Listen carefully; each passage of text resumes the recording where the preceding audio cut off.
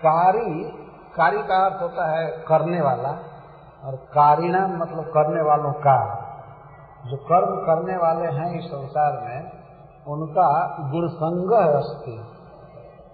प्रकृति के सत्वगुण, रजोगुण और तमोगुण का उन्हें संग है, और वास्तव में प्रकृति के गुणों के दबाव में उन्हें कर्म करना ही पड़ता है। यह व्यवस्था है। कार्य कारण कर्तृत्व हेतु प्रकृति उच्यते। प्रकृति के गुण कर्म कराते हैं, करना पड़ता है उसको। कभी कभी मनुष्य न चाहते हुए भी धर्म करने लगता है। आप किसी के संग कहीं धाम में जाइए घूमने के लिए, तीर्थ में, दान देने की नहीं भी इच्छा होती है तो दूसरे लोग देते हैं तो वहां जबरदस्ती देना पड़ता है। करना पड़ता है। और कभी कभी नहीं चाहते हुए भी पाप करना पड़ता है। सरकार से चोरी करनी पड़ती है, और किससे किससे क्या क्या करना पड़ता है, क्योंकि कारिणाम गुण संग अस्ति। प्रकृति के गुणों का साथ है। तो तमोगुण यदि ज्यादा बढ़ेगा तो आदमी अधर्म करेगा, रजोगुण भी बढ़ेगा तो अधर्म करेगा। जब सत्वगुण बढ़ता है तब तो वह धर्म का काम करता है। जैसे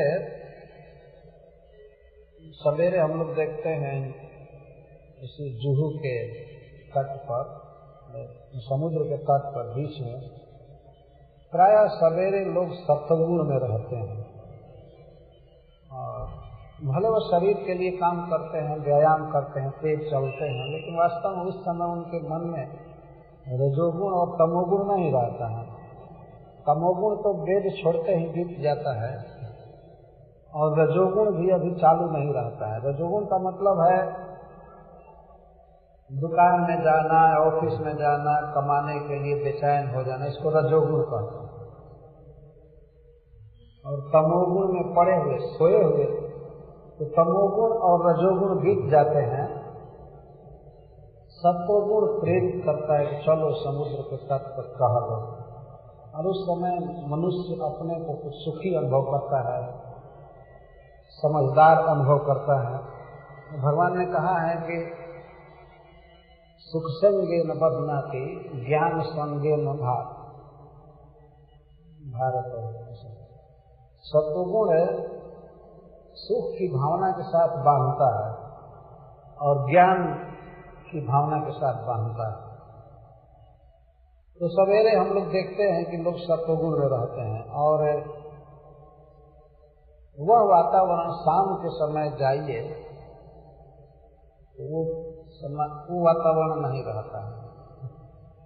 तो शराब पीने वालों की संख्या बढ़ जाती है, और बहुत से स्त्री पुरुष जाते हैं, मनमाना आचरण करते हैं। तो इसको गुण संग कहते हैं।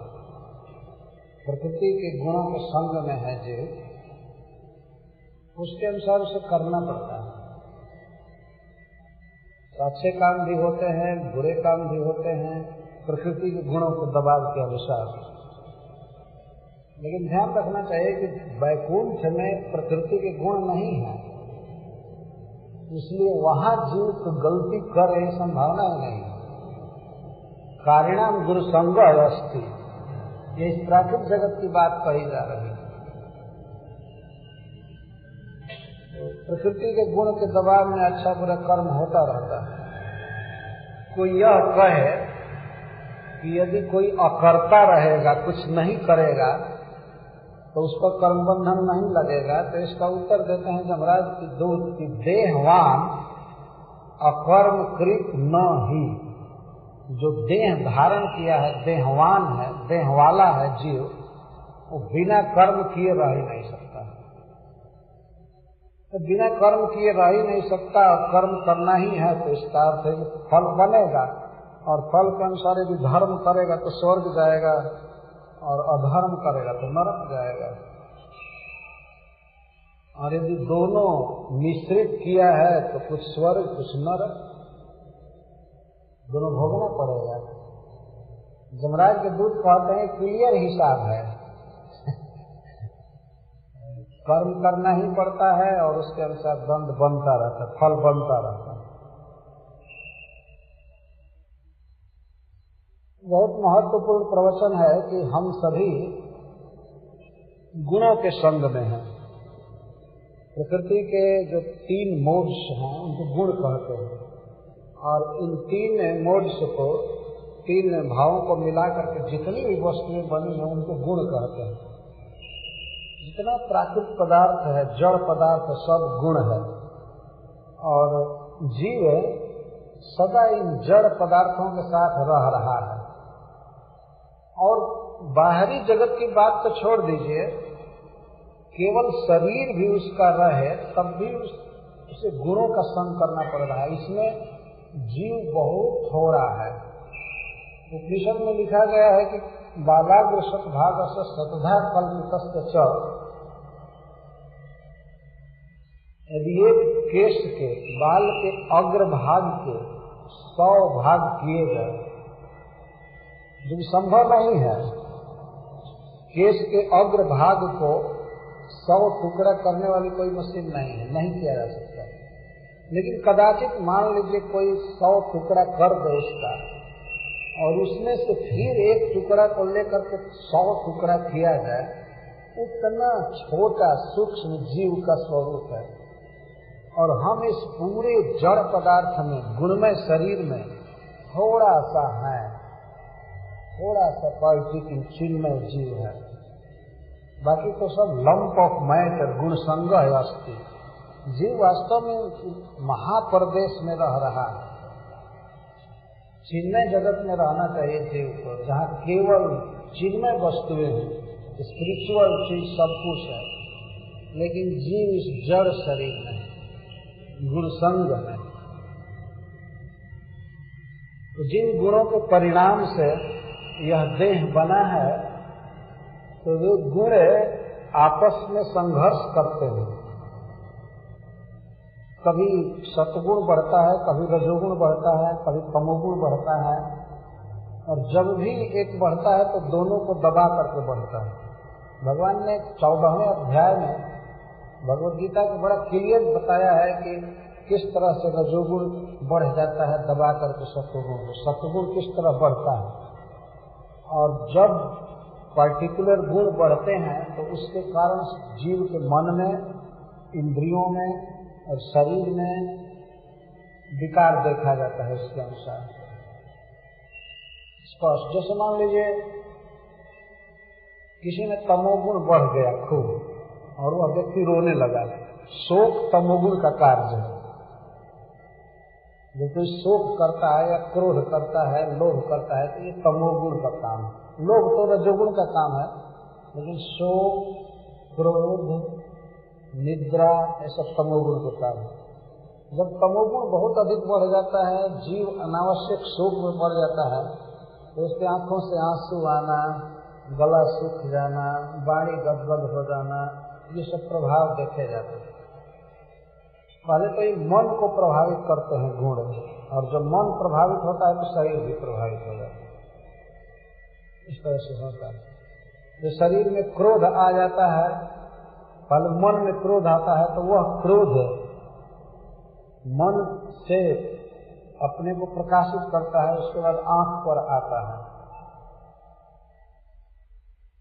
आंख से पता चल जाता है कि ये आदमी क्रोध में है कि किस भावना में है।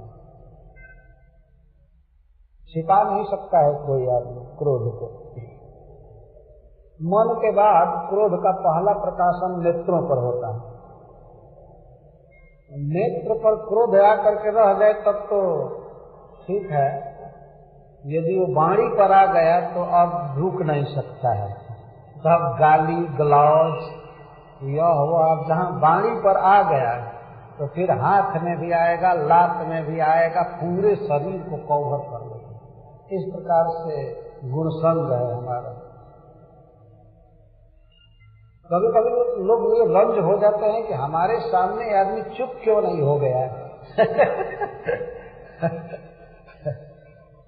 हमने सुना है या कहते हुए कुछ लोगों को, मैं तुम्हारे बाप के समान हूं, कम से कम चुप रहना सीखो। तो आपका पुत्र बोल नहीं सकता है क्या? हम तुम्हारे बाप के समान हैं, तुम्हारे दादा के समान है। एक बार एक व्यक्ति कह रहा था कि लगभग 17-18 वर्ष के लड़के के साथ झगड़ा कर रहा था, एक वृद्ध व्यक्ति लगभग 60-65 वर्ष। उसने कहा, जानते हो मैं तुम्हारे दादा के समान हूँ, इसी तरह से मेरी दाढ़ी नहीं पक गई है। तो हमारे साथ एक लड़का था, उसने कह दिया कि जानते नहीं वो ज्ञान के मसाला से दाढ़ी पकाए हैं। ज्ञान का मसाला लगाए हैं तो बहुत रंज हो गया। दाढ़ी तो ऐसे ही पक जाएगी चाहे ज्ञान हो चाहे न हो, है कि नहीं? वो कहता है कि ऐसे ही मेरी दाढ़ी नहीं पकी है, इसका मतलब बहुत दिन का हो गया हूँ, मेरा ज्ञान बहुत बड़ा हो गया है। लेकिन समय के बीतने से ज्ञान नहीं हो जाता है, ज्ञान प्राप्त करने से ज्ञान होता है। हम लोग ऐसे बहुत से लोग देखे हैं जो 80 वर्ष के हैं, 75 वर्ष के हैं, लेकिन एक अक्षर पढ़ना नहीं जानते हैं। काल क्या किया उनका? काल बीतने से उन्हें अक्षर ज्ञान भी नहीं हुआ। समय क्या करेगा? पढ़ने से ज्ञान होता है। इस तरह मैं ये कह रहा था कि बात की बात में बिना मतलब के क्रोध आ जाता है, क्योंकि मनुष्य गुणसंग में है। यह विश्वास रखिए कि कभी भी क्रोध आ सकता है, कभी काम वासना आ सकती है, कभी लोभ उत्पन्न हो सकता है, क्योंकि कारिणाम गुण संग अस्ति। कर्म करने वालों का प्रकृति के गुणों के साथ संग है। ये तो जोर लगा करके कृष्ण भावना में आया जाता है कि गुण संग छोड़ करके अब भक्ति का संग करें, स्वरूप शक्ति का, तो धीरे धीरे गुणों का असर दिख जाएगा, हम लोग गुणातीत हो जाएंगे। भगवान ने श्रीमद् भगवद गीता में बताया है कि कैसे गुणातीत हो सकते हैं।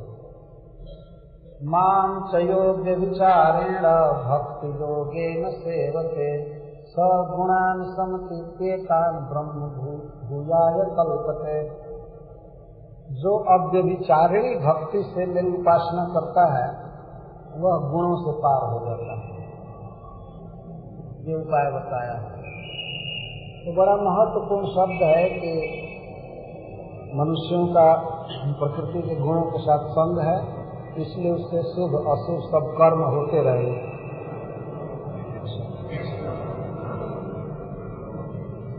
भगवान के दूतों ने पूछा था कि कथंचित् ध्रियते दंड, दंड कैसे दिया जाता है,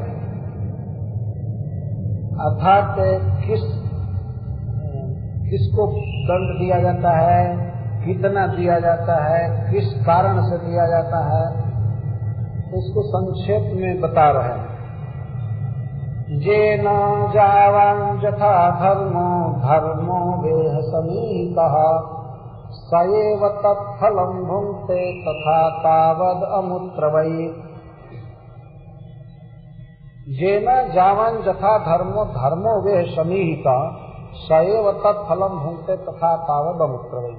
येन जिसके द्वारा यावान् जितना, जथा जो, अधर्म धर्म हुआ, जिस कर्ता के द्वारा जितनी मात्रा में जैसा अधर्म होता है या धर्म होता है, समीहित का अर्थ किया गया, तो वही व्यक्ति जो उत्पाद किया है या पूर्ण किया है, स एव न तो अन्य, वही तत्फलम भुङ्क्ते, वह उसका फल भोगता। जो कर्म किया है, जितना कर्म किया है, जो कर्म किया है, उसके अनुसार उसका फल भोगता है। स एव तत्फलम भुङ्क्ते, कितना भोगता है, तथा तावद अमूत्र वै। अमूत्र का अर्थ है दूसरे जन्म में, अत्र का अर्थ होता है इस जन्म में, यहाँ, और अमूत्र का अर्थ होता है दूसरी जगह पर, दूसरे जन्म में, दूसरे स्थान में भोगना पड़ता है। यहाँ का किया हुआ कर्म दूसरे शरीर में, दूसरे स्थान में, दूसरे काल में भोगना पड़ता है। कितना जावन अधर्म या अधर्म, जितना धर्म या अधर्म हुआ है, तावन तावत उतना। धर्म भी यहां लिखा गया है, अधर्म भी, अथवा धर्म शब्द दृष्टांत के अर्थ में है। यमराज के दूतों के कहने का मतलब यह है कि जैसे जितना व्यक्ति धर्म करता है, जिस तरह का धर्म करता है, तो उसके अनुसार उसे स्वर्ग ले जाया जाता है। उसी तरह से जिसने जितना अधर्म किया है, जो अधर्म किया है, उसको दूसरे जन्म में उतना दंड दिया जाता है उस कर्म के अनुसार। अमूत्र, अमूत्र का अर्थ है परलोक में, दूसरे जन्म में। कभी कभी लोग इस तरह का प्रश्न करते हैं कि यहाँ पाप करने वाले लोग क्यों सुखी हैं और धर्म करने वाले क्यों दुखी हैं। वास्तविक बात यह है कि जो लोग धर्म कर रहे हैं और फिर भी दुख देखा जाता है, तो उनके धर्म का फल नहीं है, दुख है। पूर्व जन्म में कुछ गलती हो गई थी, उसका फल है।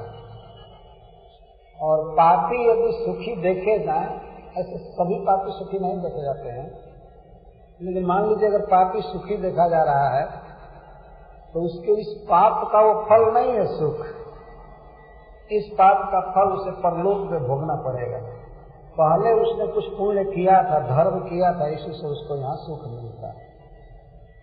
अमूत्र है ना। कोई जरूरी है कि हम जहाँ जिस समय जो कमा रहे हैं उसी समय भोगेंगे? नहीं, ऐसा तो है ही नहीं।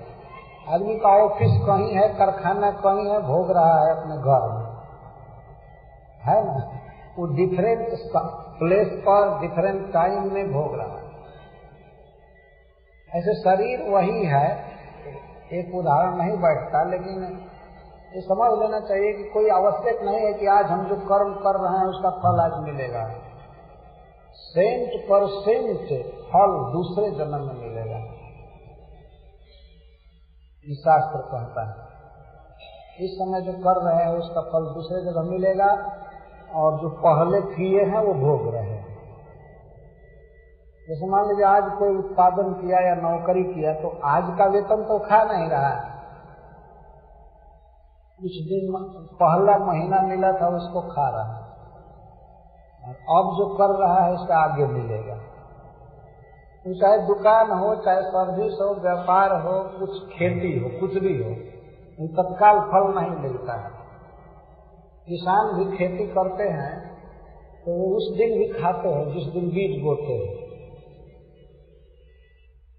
है ना, खा करके काम करते हैं। लेकिन अभी बीज बो रहे हैं, वो अन्न कई महीने के बाद आएगा। तो कर्म का फल इतना जल्दी नहीं आ जाता है, लेकिन आता है। ज्यादातर हमारे कर्मों का फल, ज्यादातर नहीं 100% दूसरे जन्म में मिलेगा, वो भोगना पड़ेगा। चाहे सुख भोगे या दुख भोगे, जैसा कर्म होगा वैसा भोगना पड़ेगा। जेन जावन यथा धर्मो धर्मो वेह समीहिता सएव तत्फलम भुंक्ते तथा तावद। सएव शब्द भी बड़ा महत्वपूर्ण है। जो जैसा कर्म किया है वही फल भोगेगा। सएव,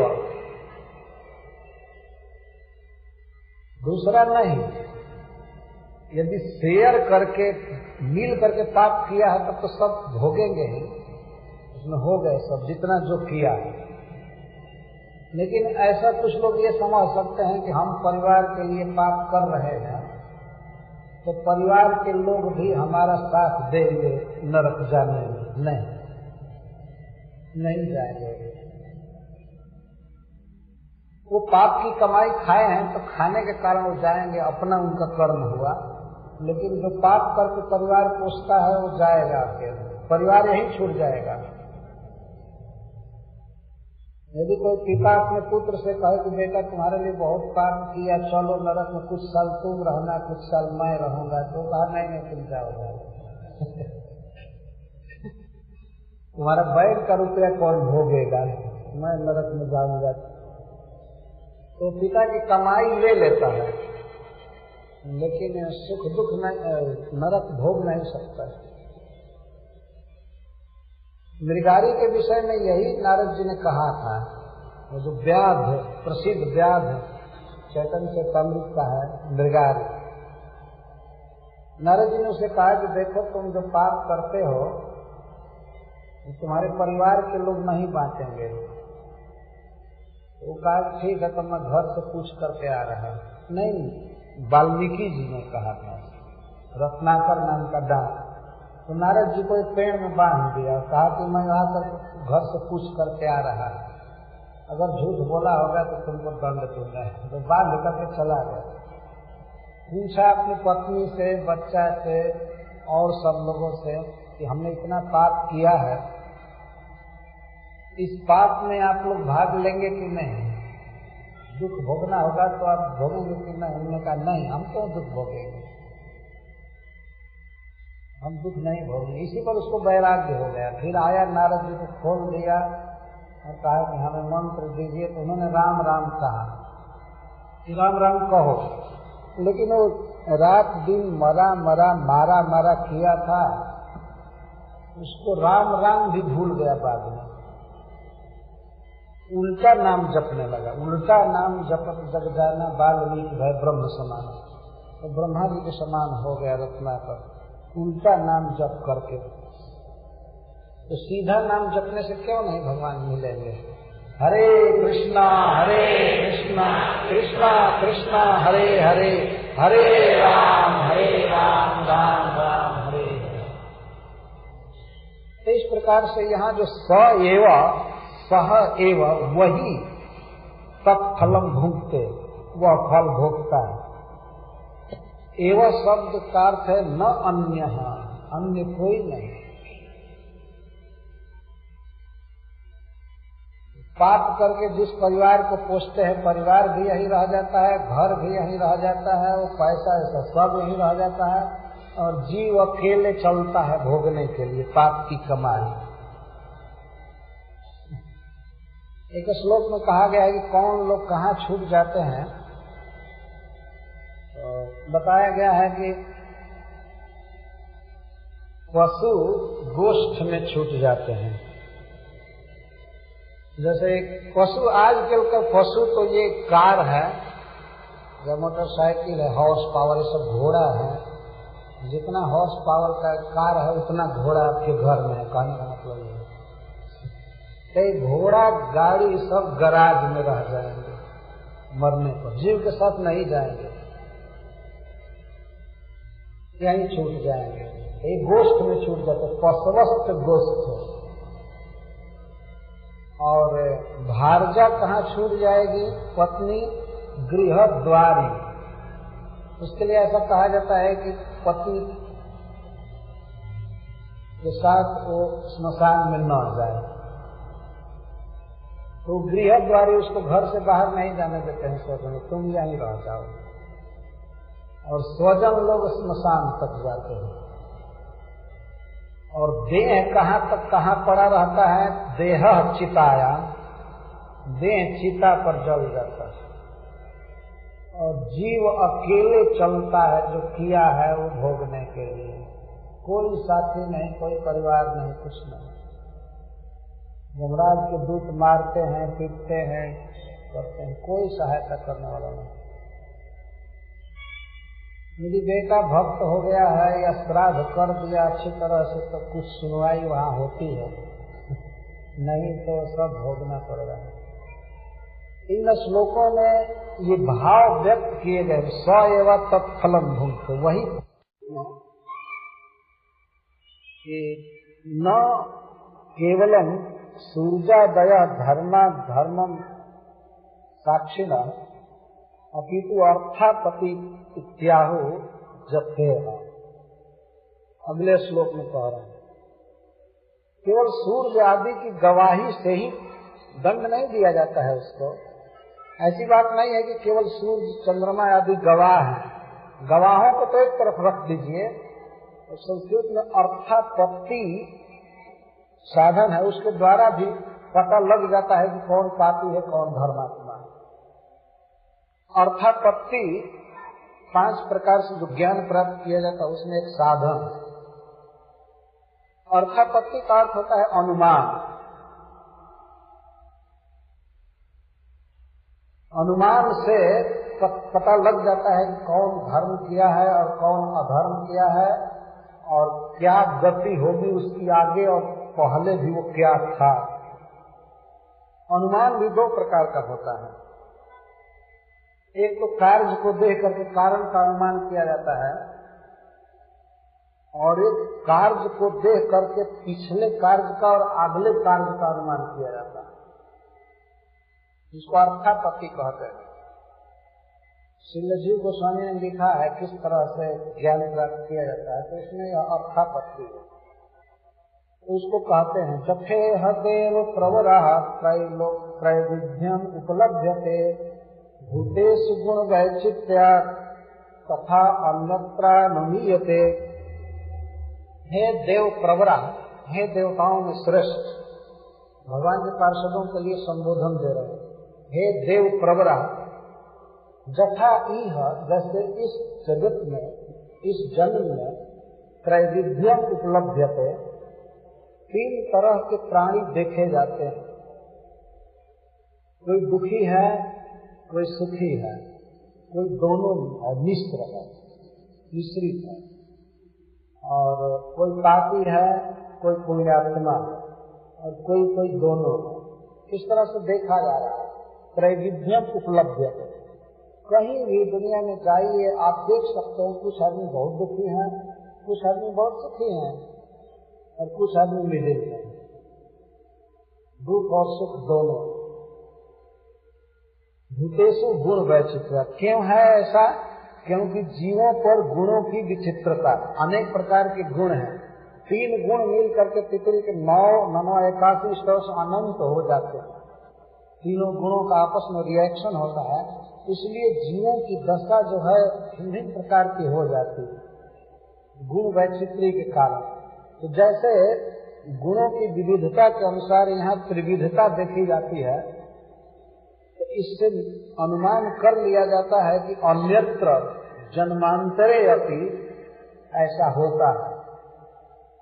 इसके बाद दूसरा जन्म होगा तो उस जन्म में भी कुछ लोग सुखी रहेंगे, कुछ दुखी रहेंगे, कुछ मिश्रित रहेंगे, सब लोग एक समान नहीं हो जाएंगे। और इसे अनुमान कर लिया जाता है कि इसके पहले भी थे तो सब एक समान नहीं थे, भिन्न भिन्न योनि में, भिन्न भिन्न देश में भिन्न भिन्न कर्म किए थे।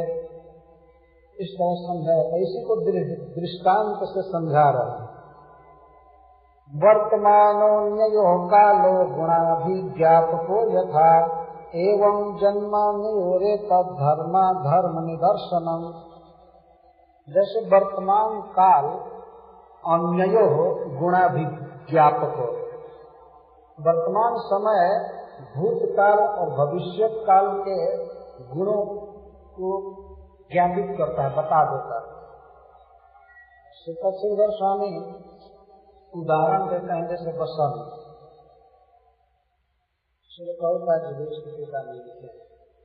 बसंत ऋतु।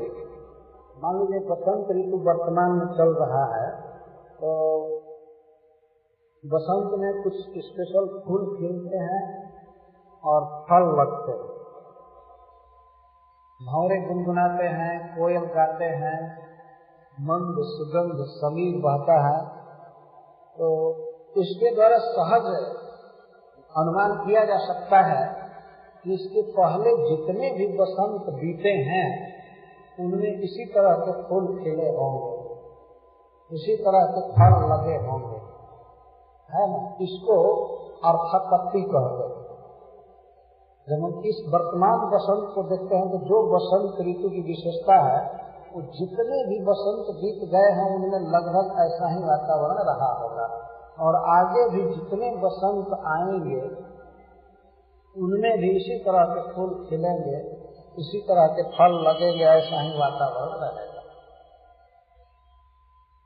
वर्तमान काल अन्यो बीते हुए भूतकाल और आने वाले भविष्यत काल के गुणों को बता देता है। एवं इसी तरह से जन्मान्यो रेतत धर्मा धर्म निदर्शन, एतत जन्म, ये जो हमारा वर्तमान जन्म है, यह अन्यो धर्मा धर्म निदर्शन, यह अन्य जन्मों के, बीते हुए जन्म के और आगे आने वाले जन्म के धर्म और अधर्म को पूरा पूरा दिखा देगा, बता देगा। हरे कृष्ण, आइए आइए, आगे आइए, इधर आइए।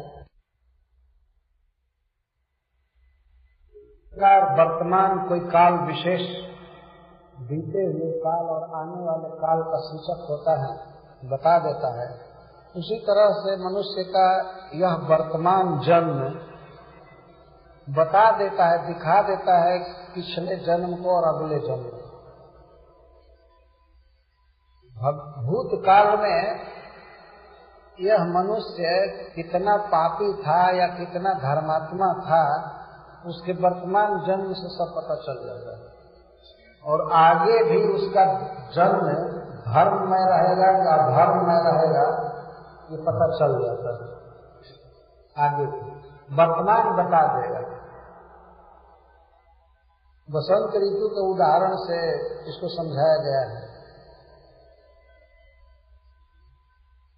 इस जन्म से पता लग जाएगा कि हम पहले क्या थे। एक भृगु संहिता ग्रंथ है, उसमें तो स्पष्ट सब कुछ बताया गया है। वर्तमान को देख करके बता दिया जाएगा कि पहले क्या थे और बाद में क्या होने वाले, साफ साफ बता दिया। वर्तमान जन्म हमारे भूतकाल में जो जन्म हो गया है, शरीर मिला है, जो भोग मिला है, जो स्वजन मिले हैं भूतकाल में, और आगे जहाँ हमारा जन्म होगा, जो स्वजन मिलेंगे, कौन जोनी मिलेगी, कहाँ जाएंगे, सब पता चल जाएगा। वर्तमान काल बता देगा। ये समझ लीजिए कि जो व्यक्ति वर्तमान में धार्मिक है, तो इसका अर्थ है कि भूतकाल में ही धार्मिक था। इस जन्म में जो धर्म किया था, तब उसकी मति भगवान में लगती है, नहीं तो नहीं लग सकती। और इस समय जैसी मति है, जैसा शरीर है, जैसी भावना है, जितना धर्म करते हैं, जैसा हम धर्म कर रहे हैं, करेंगे इस शरीर में, तो आगे भी लगभग ऐसी स्थिति रहेगी। तो सहज अनुमान किया जा सकता है। यहीं से पता लग जाता है कि कौन आदमी किस योनि में जाएगा, किस जगह पर जाएगा, क्या क्या भोग उसको मिलेगा, सब पता चल जाता है। आजकल जो लोग अंडा खा रहे हैं, मांस खा रहे हैं और अन्न खा रहे हैं, तो इसमें संदेह नहीं कि उनको सुअर का जन्म दिया जाएगा। प्रभुपाद जी ने एक जगह कहा है,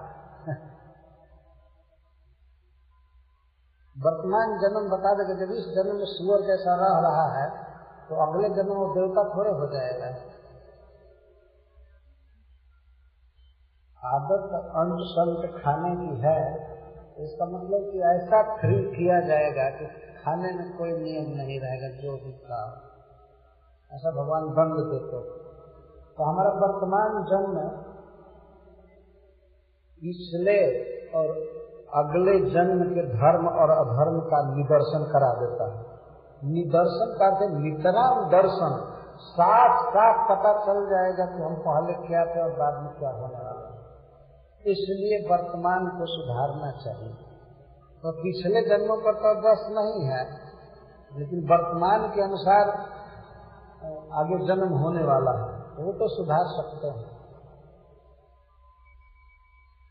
जमराज के पार्षद बता रहे हैं कि ऐसे गवाह तो हैं, साक्षी तो हैं, लेकिन साक्षी को एक तरफ छोड़ भी दिया जाए तो ऐसे अनुमान से भी जान लिया जाएगा कि ये पापी है या ये धर्मात्मा,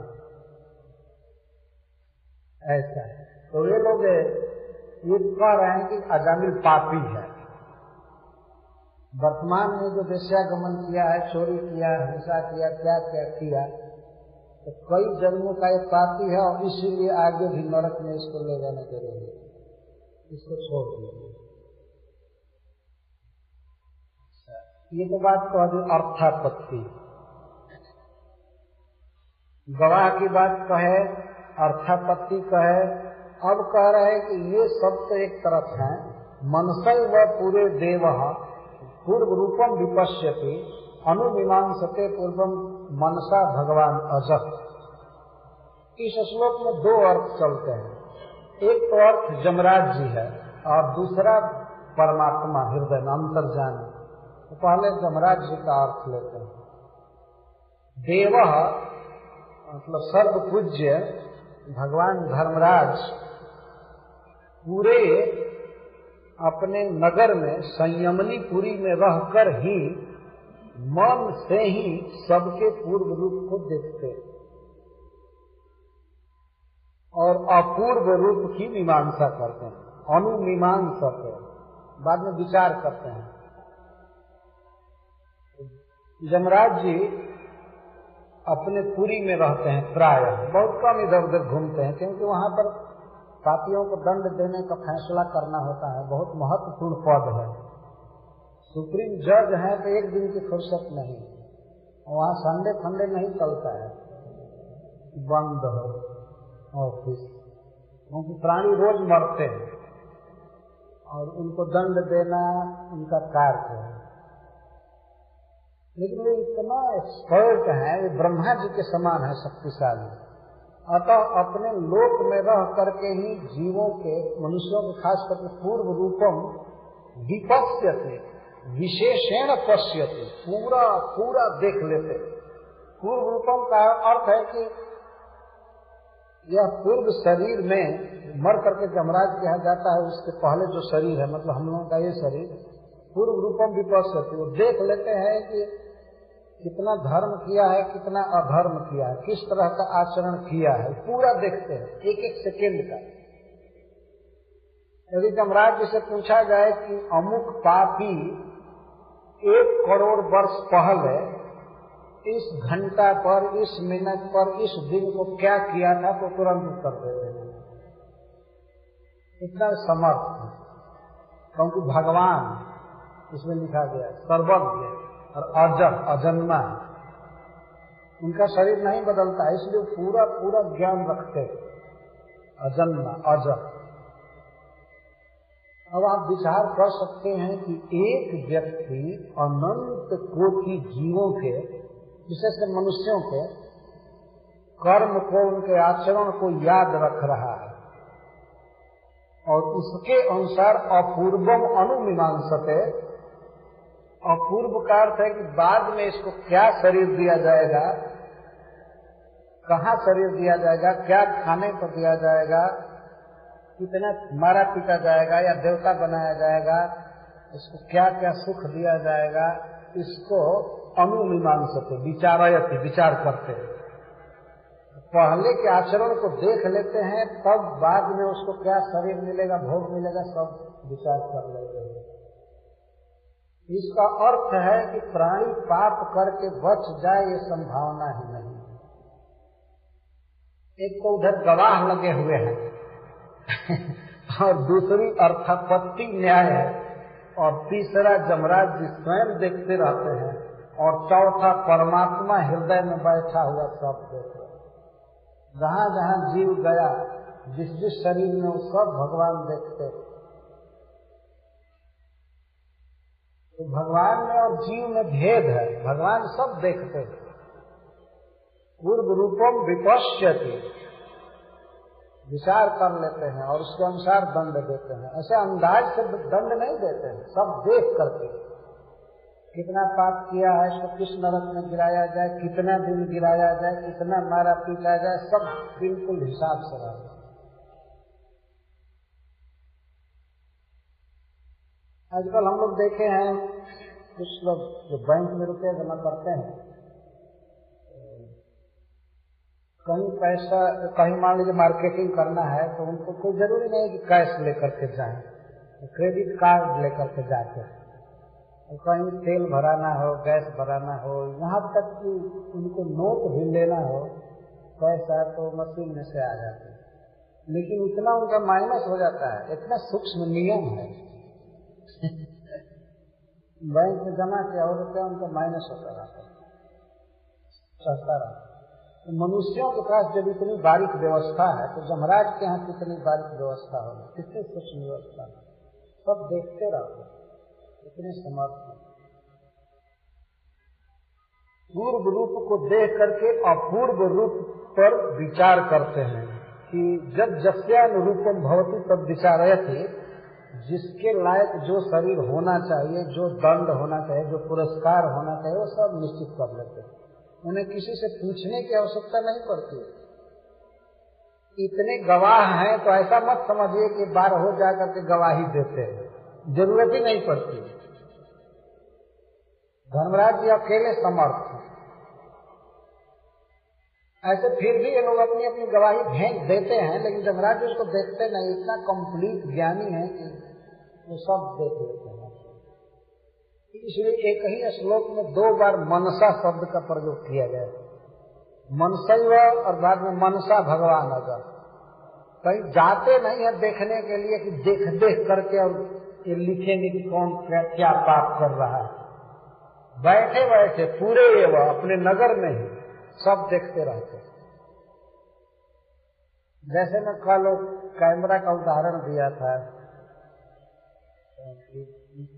स्टोर में, दुकान में लोग खरीदते रहते हैं और मालिक इस चेम्बर में बैठ करके और स्क्रीन लगाया रहता है, देखता रहता है कौन खरीद रहा है, कौन बेच रहा है, कैसे कर रहा है।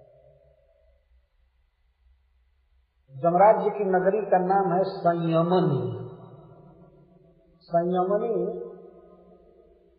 उसको इसलिए कहते हैं कि समग्र मनुष्यों को, जीवों को संयम में रखने वाली सिटी है। इसका सही अनुवाद होगा तो कंट्रोलिंग सिटी कहा जाए। पूरे ब्रह्मांड को कंट्रोल करने वाली नगरी है। वो व्यक्ति वहां रहते हैं और वहीं से सब कुछ देखा करते हैं। तो हम लोग तो भूल गए अपने पूर्व जन्म में क्या क्या किए थे, कैसे कैसे जन्म लिए, कौन स्वजन बना था, कौन शत्रु था, क्या खाए क्या पिए, सांप बन करके रहेंगे या इंद्र बन करके राज्य किए, सब भूल।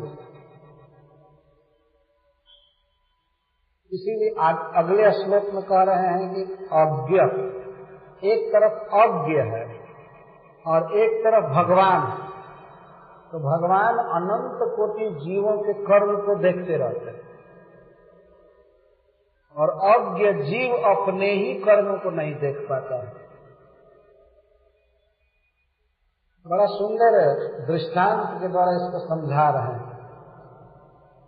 यथाज्ञस्तमसा युक्त उपास्ते व्यक्तमेव हि न वेद पूर्वम अपरम नष्ट जन्म स्मृतिस्तथा। जैसे तमसा युक्त कोई व्यक्ति निद्रा से युक्त है और निद्रा में वह मान लीजिए बहुत बहुत सपना देख रहा है, जिस समय जो स्वप्न उसको आ रहा है उसी स्वप्न की उपासना करता है। उपासना का अर्थ है अहम इदम इति मन्यते। सपना में जो देह मिला है उसी देह को मैं मानता है और उस देह के संबंधियों को मेरा मानता है।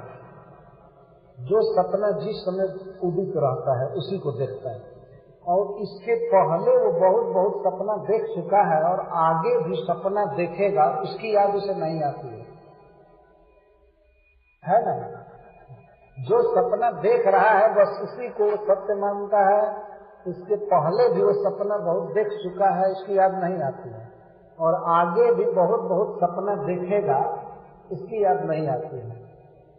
सपना की तो बात छोड़ दीजिए, पहले वो जग करके बहुत बहुत काम किया था, ऑफिस गया था या खेत पर काम करने गया था, शिक्षक था, लीडर था, क्या क्या भाषण दिया, जग करके सब भूल जाता और आगे भी जग करके क्या क्या करेगा, क्या खाएगा, पिएगा, घूमेगा, सब भूल जाता है। केवल सपना की याद उसे बात रहती है। ठीक उसी तरह से नष्ट जन्म स्मृति तथा मनुष्य को नष्टा जन्मना स्मृति जस सह बहुत बहुत जन्मों की याद भूल गई है उसकी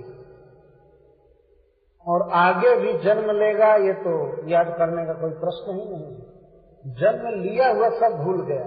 करोड़ों करोड़ों बार जीव जन्म लिया है, प्रत्येक बार उसको शरीर मिला है 84 लाख जोनियों में से। वहां खाया है, पिया है, खेला है, गाया है।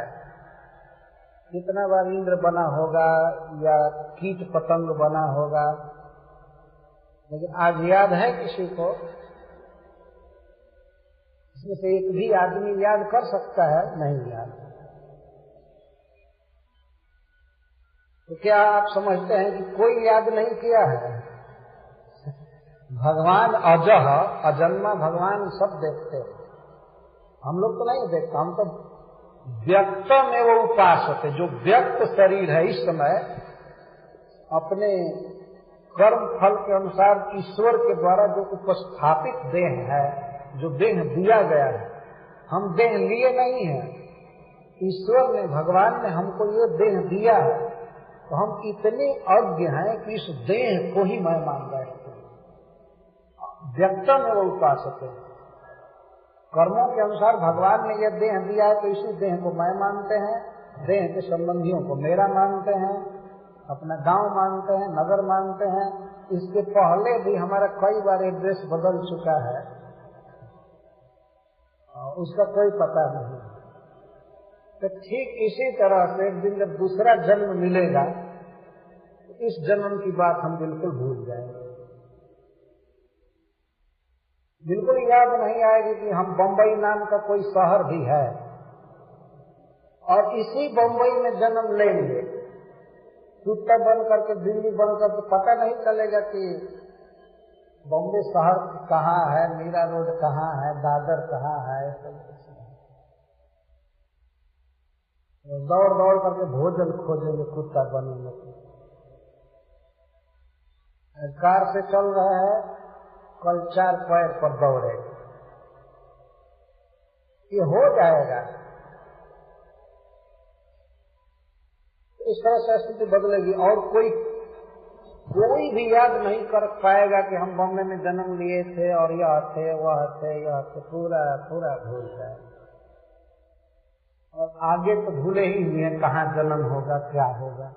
नष्ट जन्म स्मृति तथा न वेद पूर्वम अपरम, पहले की याद नहीं करता है, बाद की याद नहीं करता है। बड़ा सुंदर दृष्टांत है, जैसे सपना देखने वाला सपना काल में न जागृत की याद करता है पहले की, न बाद की, और न तो अन्य सपनों की याद करता है। केवल जो व्यक्त सपना है केवल उसी को उपासना करता है, उसी में लगा रहता है। यही दशा हम लोगों की है। इस देह में जन्मे हैं तो इसी को सब कुछ मान रहे हैं, सब भूल गए। और वैसे बुद्धिमानी से भी विचार करके देखा जाए तो शरीर छूट जाएगा, हम इस शरीर को भूल जाएंगे। कौन सी आश्चर्य की बात है, इस शरीर में रहते हुए भी हम अपने को बहुत भूल करके रहते हैं। इस शरीर में भी बहुत ज्यादा हम भूल करके रहे, जबकि शरीर की याद नहीं आती है।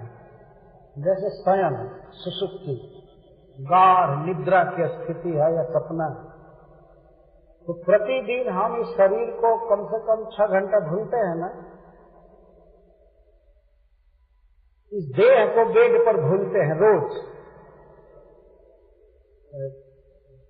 6 घंटा भूलते। बच्चा जब थे तब तो बहुत भूले रहते। बच्चा 12-12 घंटा, 16-16 घंटा सोते हैं और जगते हैं तो रोते रहते हैं। सब माँ खिला पिला देती है तो बस ठीक सोते रहते। इस तरह से मान लीजिए हम तो शरीर को रोज भूल रहे हैं, प्रकट है भूल रहे हैं।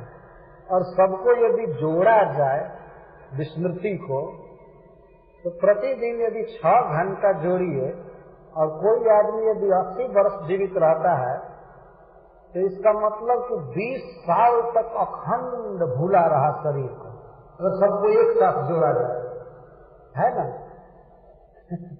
20 साल तो अखंड भूला रहा,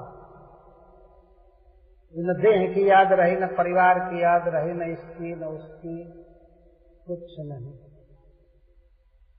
जब मैं यह बात एक दिन कह रहा था एक जगह पर, तो एक व्यक्ति कहा, नहीं महाराज जी 30 साल वो 20 साल स्वीकार नहीं किए। मैंने कहा कि अगर 6 घंटा रोज जोड़ा जाए तो 80 वर्ष जीने वाला व्यक्ति 20 साल तक भूला रहता है अखंड। इसी शरीर में रह करके हम इस शरीर को भूल गए, तो फिर अन्य शरीर को भूल गई नहीं, इसमें क्या आश्चर्य की बात है। किसी से पूछा जाए कि आप माँ के गर्भ में थे, याद है? नहीं याद है ना, विस्मृत है। जब हम इसी शरीर में माँ के गर्भ में थे, कोई याद नहीं है, तो पूर्व शरीर कैसे याद रहेगा? नहीं याद है, इसलिए लोग कह देते हैं हमारा दूसरा शरीर था ही नहीं, हम हमेशा से केवल ऐसे ही। अरे हमेशा से कैसे है? तो इस तरह से इसी शरीर में हम भूल रहे हैं।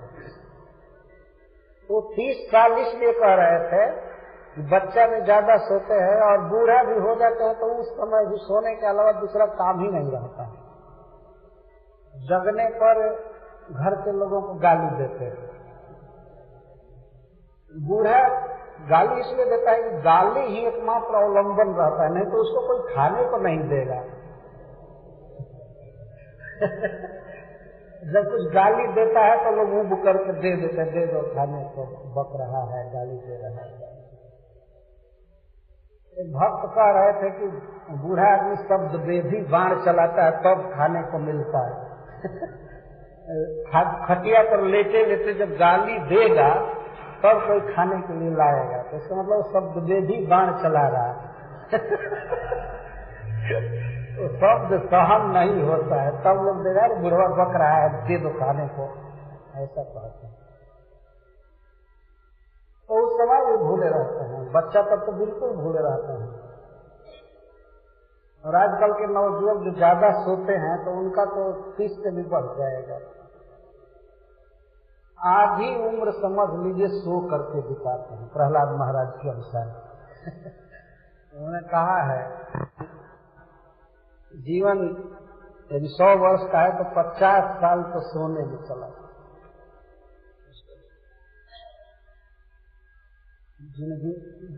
जिंदगिया बितावला तो सोई सोई के, हमारे यहाँ एक गीत गाते हैं, सो सो करके जिंदगी बिता दिया। हम भूल गए हैं, इस तरह से भूलना स्वाभाविक। ये शरीर ही जो है वो भूलने के लिए बनाया गया है। शरीर अविद्या जाल, ये अविद्या का जाल है, एक अविद्या नहीं है। ये अविद्या से ही शरीर बनाया गया है। और उसमें भी जो इंद्रियां हैं, जड़े इंद्रियता है काल, इसमें जो भगवान ने इंद्रिया बना दिया है ये तो काल है वास्तव, केवल विषय भोग के लिए रहती, उत्सुक रहती है। तार मध्य जिह्वा रहती, और उन इंद्रियों के बीच जो ये जिह्वा रानी है, लोभमय सुदूरमती, ये तो लोभमय है और इसकी बुद्धि बहुत बिगड़ी हुई है। काके देखा कठिन संसार, इस जीव को जीतना बहुत कठिन। लेकिन भगवान कृष्ण बहुत दयामय है, दया करके अपना प्रसाद दे देते हैं, इसे खाओ और इस इंद्रिय को जीत लो। कृष्ण बड़ दयामय, करी बारी जिह्वा जय, जिह्वा पर जय प्राप्त करने के लिए कराने के लिए स्व प्रसाद अन्न दिला भाई। उससे ही अन्न अमृत खाओ, राधा कृष्ण गुण गाओ, प्रेम दास सहसा नमिता। हरे कृष्णा कृष्णा कृष्णा हरे हरे, हरे राम राम राम हरे। तो भगवान श्री कृष्ण ने भागवत में कहा है कि मृत्यु का अर्थ है इस शरीर की अत्यंत विस्मृति। कुछ देर के लिए हम भूलते हैं तो यह खंड मृत्यु है। मान लीजिए 10 बजे हम मरने चले, फिर 4 बजे जग जाते हैं तो एक खंड मृत्यु है। और एक दिन ऐसा जीव भूलेगा इस शरीर को कि फिर इसकी याद नहीं करेगा, तो वही होगी अखंड मृत्यु, अब दूसरे शरीर में चले जाए। जैसे मान लीजिए कोई व्यक्ति सपना देख रहा है, तो सपना में इस शरीर को भूल जाता है, बेड पर अपना काम धंधा सब भूल जाता है, स्वजन आदि सब भूल जाता है। और कदाचित मान लीजिए सपना के शरीर में ही उसको जन्म दे दिया जाए तो ये तो सब भूल ही जाएगा, सदा के लिए भूल जाएगा। यह इसी को जन्म कहते हैं। तो शरीर को भूलना मरण है और दूसरे शरीर में अहम बुद्धि करना, उसमें स्मृति करना है जन्म है। जन्म और मृत्यु को समझना तो बहुत आसान है। यही वास्तव में प्रकट विज्ञान है कि आदमी समझ जाएगा कि हाँ हम मरेंगे, हम शरीर को भूलेंगे। तो अब कम से कम इस बात को सुन करके प्रतिज्ञा करनी चाहिए कि अब हम बहुत कम देर मरेंगे, रोज ज्यादा देर नहीं मरेंगे। केवल थोड़ा मर कर काम चला करके मंगला आरती में उठ जाएंगे। वास्तव में बहुत अज्ञान की दशा है। सोना जीवन का फालतू काम है, बेकार काम है। इसीलिए जो लोग अध्यात्म में बहुत उन्नत हो जाते हैं वो लोग बहुत कम सोते हैं। ऐसा लिखा गया है कि जो लोग अध्यात्म में उन्नति कर लेते हैं उनका भोजन और निद्रा कम हो जाती है, बहुत कम खाते हैं और बहुत कम सोते हैं। और मायाबद्ध जीव जो ठीक इससे विपरीत होते हैं, खूब खाते हैं और खूब सोते हैं, ये उनकी दशा है। एक तो ऐसे ही अज्ञान में है, उसमें भी सो करके बिता रहे हैं। और ऐसे लोग जगे भी रहे तो कोई लाभ नहीं है। जगे हुए लोगों को ही भक्ति विनोद ठाकुर जगा रहे, जीव जागो गोरा चांद बोलो, कतर निद्रा जाओ माया पिशाचिर खोले। कितनी निद्रा जा रहे हो माया पिशाची के कोले गोद में, क्यों सो रहे हैं? तो जो भजन नहीं कर रहे हैं भगवान कृष्ण का, तो उनके जगने में और सोने में कोई अंतर नहीं। तुलसीदास जी ने अपने ग्रंथ में एक जगह कहा है कि जो लोग भगवान के भक्त नहीं हैं, पापी हैं, वो बल्कि पूरा जिंदगी सो करके रह जाते तो अच्छा रहता, क्योंकि सोने से वो पाप नहीं कर पाएंगे। जग करके तो और जीवन बिगाड़ लेंगे, पाप करेंगे। वो कहते हैं कुंभकर्ण सम सोवत नीक है। अगर वे कुंभकर्ण की तरह सोए रहें तो यही नीक है, यही अच्छा है। उदय खेत सम अरिषभ ही के, उनका उदय होना ही, जगना ही संसार को सहस नहस करने के लिए होता है, जो खल होते हैं। अच्छा है कि कुंभकर्ण की तरह सोए रहें तो कम से कम जनता को दुख नहीं देंगे। ये भक्तों के लिए मैं बात कह रहा हूं कि उन्हें बहुत नहीं सोना चाहिए। मैं एक बात देखा हूं बॉम्बे में कि अपने मंदिर में कि भक्त बहुत कम सोते हैं। मैं भी अन्य जगह की अपेक्षा यहाँ सबसे कम सोता है। कार्यक्रम में बीतते बीतते तो रोज 11 बज जाता है, कभी कभी 12 बज जाता है, और उधर 3:30 बजे जगना ही। 3-3.5 घंटा से किसी दिन ज्यादा सोने को नहीं मिलता। और कुछ भक्त दिन में भी अपनी कृपा बनाए रखते हैं, आते रहते हैं, तो इसलिए दिन में भी कोई अवसर नहीं मिल पाता। यह अच्छा है वास्तव में। और फिर भी दुख नहीं होता है। इंगेजमेंट के कारण निद्रा कम हो जाती है। नहीं, सच्ची बात तो यह है कि भक्तों के कारण निद्रा कम होती है।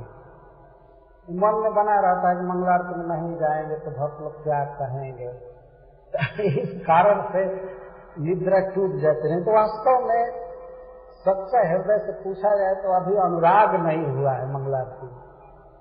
जो प्रेम होता है कि नहीं किसी भी हालत में उठ ही जाना है, ये नहीं। ये तो साधु संग होता है, भगवान के भक्तों का संग है तो चलो उठना पड़ता है। मैं व्यक्तिगत अपनी स्थिति कह रहा हूँ। इस तरह यहाँ एक शांत है, मंदिर का वातावरण है, ज्यादा देर नहीं मर सकते।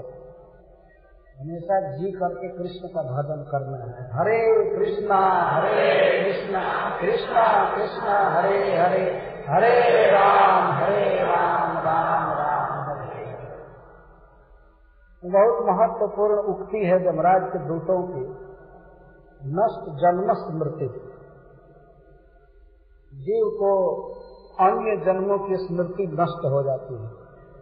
जैसे मान लीजिए इस शरीर में हम लोग हैं, कितनी फिक्र लगी हुई है, आज यहाँ जाना है, वो करना है, ये करना है, वो करना है, बहुत बहुत आवश्यकता बुद्धि है।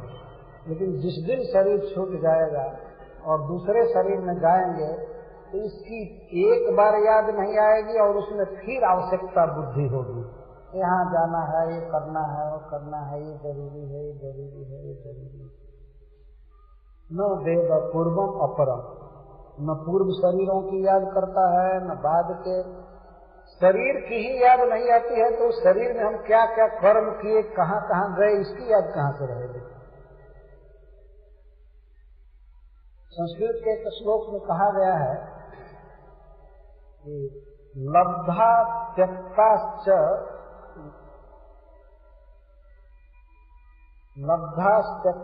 लोकेस्मिन् जावन्तो बान्धवा